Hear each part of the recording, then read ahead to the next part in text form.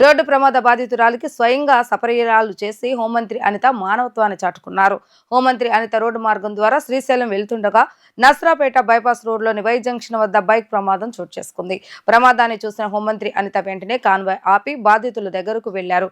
గాయపడ్డ యువతికి స్వయంగా సపర్యలు చేశారు. హుటాహుటిన వేరే వాహనంలో హాస్పిటల్కి తరలించే ఏర్పాట్లు చేశారు. ప్రమాదంపై హోంమంత్రి స్పందించిన తీరుపై స్థానికులు ప్రశంసల వర్షం